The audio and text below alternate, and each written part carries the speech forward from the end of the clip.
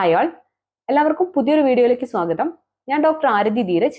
ഇന്നത്തെ video mouth breathing അല്ലെങ്കിൽ കുഞ്ഞുങ്ങളിൽ കാണുന്ന വായ തുറന്നുള്ള ഉറക്കത്തിനെ കുറിച്ചും അതിനെ തുടർന്നുണ്ടാവുന്ന ഡെന്റൽ ഇഷ്യൂസിനെ കുറിച്ചുമാണ്. സാധാരണയായിട്ട് നമ്മൾ മൂക്കിലൂടെയാണ് ശ്വാസം എടുക്കുന്നത്. എന്നാൽ അധികമായിട്ട് ഓക്സിജൻ ആവശ്യമായ ചില അവസരങ്ങളിൽ, അതായത് എന്തെങ്കിലും ഫിസിക്കൽ ആക്ടിവിറ്റീസ്, കോൾഡ്, ഈ സമയത്തൊക്കെ നമ്മൾ ചിലപ്പോൾ വായിലൂടെ ശ്വസിക്കാറുണ്ട്. ഇത് സാധാരണയാണ്. എന്നാൽ ചില കുട്ടികൾ റെസ്റ്റ് ടൈമിലും വായിലൂടെ ശ്വാസം എടുക്കുന്നതായിട്ട് കാണാറുണ്ട്. ഇത്തരത്തിൽ വായിലൂടെ ശ്വാസം എടുക്കുന്ന കുട്ടികളെ മൗത്ത് ബ്രീത്തേഴ്സ് എന്നാണ് പറയുന്നത്.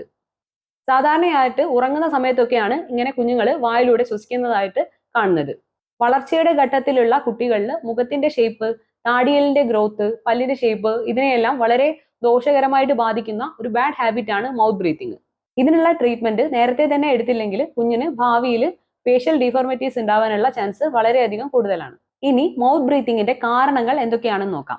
പ്രധാനമായിട്ടും 3 കാരണങ്ങളാണ് ഇതിനുള്ളത്.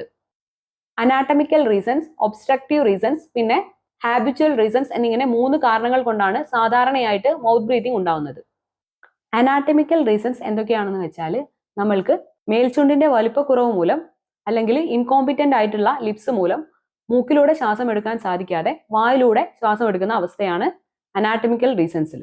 ഇനി ഒബ്സ്ട്രക്റ്റീവ് റീസൺസ് എന്തൊക്കെയാണെന്ന് വെച്ചാൽ, സ്ഥിരമായിട്ടുണ്ടാവുന്ന അലർജി, മൂക്കടപ്പ്, ഇതൊക്കെ കാരണം നമുക്ക് മൂക്കിലൂടെ ശ്വാസം എടുക്കാനുള്ള ബുദ്ധിമുട്ടുകൾ, ഡീവിയേറ്റഡ് ആയിട്ടുള്ള നേസൽ സെപ്റ്റം, മൂക്കിലുണ്ടാവുന്ന ദശ, അഡിനോയിഡ്സ്, നേസൽ പോളിപ്സ്, ഇതെല്ലാം മൂലം ഉണ്ടാവുന്ന തടസ്സം മൂലം മൂക്കിലൂടെ ശ്വാസം എടുക്കാനുള്ള ബുദ്ധിമുട്ട്, ഇതൊക്കെയാണ് ഒബ്സ്ട്രക്റ്റീവ് റീസൺസിൽ വരുന്നത്. ഇനി ഹാബിച്വൽ റീസൺസ് എന്തൊക്കെയാണെന്ന് വെച്ചാൽ, നമ്മൾ അനാട്ടമിക്കൽ റീസൺസും ഒബ്സ്ട്രക്റ്റീവ് റീസൺസും കറക്റ്റ് ചെയ്ത് കഴിഞ്ഞിട്ടും വീണ്ടും വായിലൂടെ കുഞ്ഞിന് ശ്വാസം എടുക്കാനുള്ള ഒരു ടെൻഡൻസി കാണിക്കുകയാണെങ്കിൽ, അതൊരു ഹാബിറ്റായി മാറിയിട്ടുണ്ടെങ്കിൽ ഇതിനെയാണ് ഹാബിച്വൽ റീസൺസ് എന്ന് പറയുന്നത്.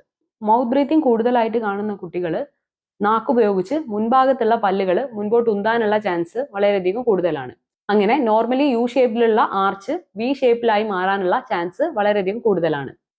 ഇത്തരം കുട്ടികൾക്ക് മുകൾ ഭാഗത്തെ പല്ലുകൾ മുൻപോട്ട് ഉന്തി വരാനും മേൽചുണ്ടിന്റെ വലിപ്പം കുറഞ്ഞു വരാനുള്ള സാധ്യതയുണ്ട്. അതുപോലെ കുട്ടികളുടെ മുഖം ഒരുപാട് നീളം വെക്കുന്നു. ഈ ഒരു കണ്ടീഷനെ അഡിനോയിഡ് ഫേസസ് എന്നാണ് പറയുന്നത്.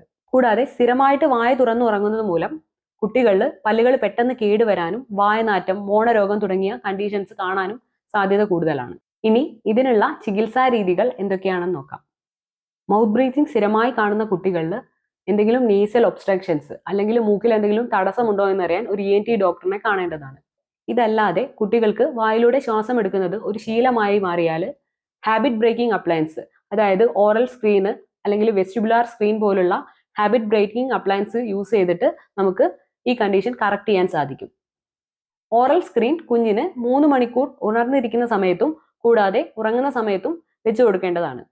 6 മുതൽ 10 വയസ്സുള്ള കുട്ടികൾക്ക് ഓറൽ സ്ക്രീൻ യൂസ് ചെയ്യാവുന്നതാണ്. മേൽചുണ്ടിനുണ്ടാവുന്ന പ്രശ്നങ്ങളും ഇത് യൂസ് ചെയ്യുന്നതിലൂടെ നമുക്ക് കറക്റ്റ് ചെയ്യാൻ സാധിക്കും.